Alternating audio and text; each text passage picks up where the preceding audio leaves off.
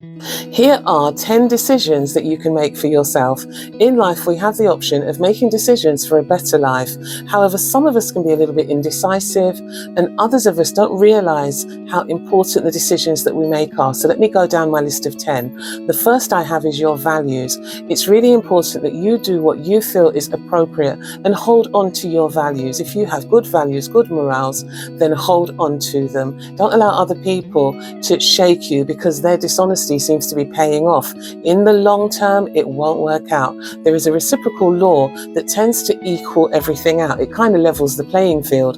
And so what you find is that people may succeed at doing bad for a while, but eventually it'll all come apart because the reciprocal law will kick in and it will not work out. Number 2, your boundaries. You're entitled to have boundaries. If one of your rules at home is that no one wears shoes in the house, that's your rule. You don't have to alter that or change it. You don't have to expect to be challenged on that.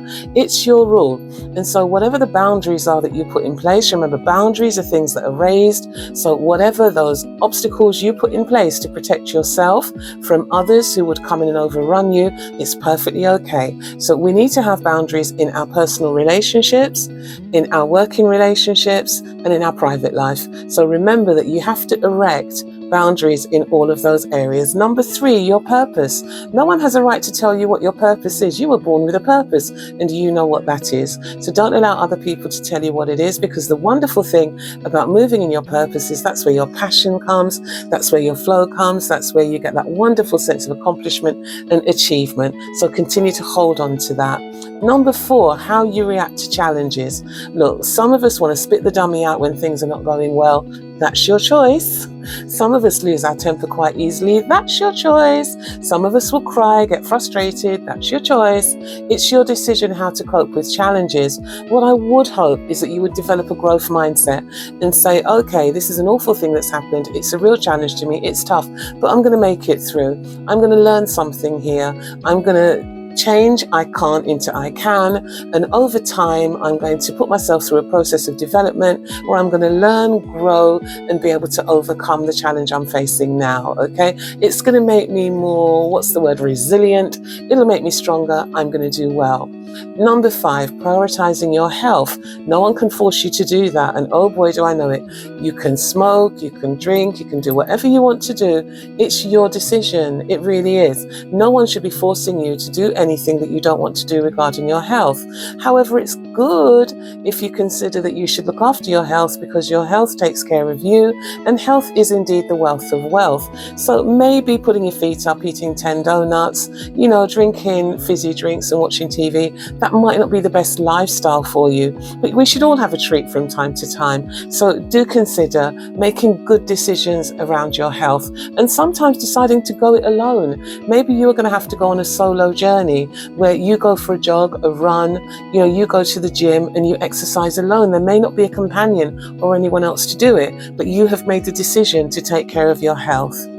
Number 6, how you spend your time. Entirely up to you. Now, I get it. Some of us have children to take care of. We may be carers, and so we might look after people who need our support ongoingly. That's understandable. However, despite the fact that we're going through the cash crisis as well, and many of us are working longer hours just so we could have the same lifestyle we had before, because of course, what's the point of working if you don't feel you're getting any benefit from it? And so we put in a little more overtime. We might take on an extra job, do a little bit more.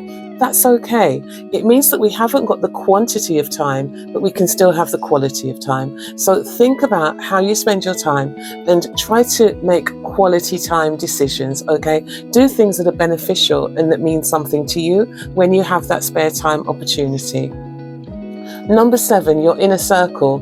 Can't choose your friends for you. It's your decision who your friends should be. But I would encourage you that having good friends will impact your happiness. Being around positive people who are optimistic, who are forward thinking, will make you happy, optimistic and forward thinking. In fact, Jim Rohn says that you become the average of the 5 people you spend the most time with. So have a look at your friendship circle and consider, are you happy to be the average of those 5 people? Because that's who you are. Number 8, Believe in you. Make a decision to believe in yourself and just to say, I can. Don't say I can't. You know, the decision you make to believe in yourself is one that has huge ramifications. It's going to decide whether you succeed or fail. It's going to decide whether you have or you have not. Because whatever you decide is going to become your self-fulfilling prophecy. Effectively, you may make a decision that you can't do something that you're fully capable of doing over time. You may not be able to do it now, but you can get there. So do consider that. Make sure that you are your own best friend and you're always supporting yourself, that your inner voice is always saying, yes, I can. Yes, I can. I will be able to do this. It is going to be possible. And number 9, forgiving others. That's your choice. You don't have to, but I would suggest that it would be a good thing to adopt a lifestyle of forgiveness. What does that mean? Some things happen that are outrageously unforgivable. They really are, to the extreme of things that we can't mention on social media. However, what we want to do is to be able to accept that those things happened. That's a historical fact. It happened. That happened to me. And do you know what? My decision is that I'm going to move forward and enjoy my life. I'm not going to allow that to plague me for the rest of my days or to determine my story. What happened is not going to be my story. It will not. It's something that happened. It's a part of what happened in my life, but it's not my story. That's not the story I tell. I'm leaving it behind and I'm moving on. In forgiving, maybe write a letter. And in that letter, write what happened to you that you consider to be unforgivable. Explain how it impacted you and affected you. And if you can pass that letter on, pass it on. If not, put at the end of it, but I forgive you. My forgiveness is, I accept that this has happened. This isn't a kumbaya moment. This isn't buddy-buddy. I forgive you. I'm moving on with my life, because you forgive for you, not for the other person. And once you've done that, you can burn that letter and say, that's it, I'm moving on now.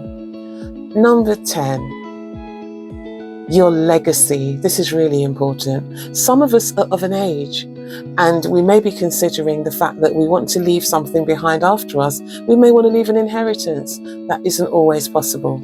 However, it is your decision. I would encourage you not to consider constantly what you're going to be able to leave, but to consider the quality of life you can have now.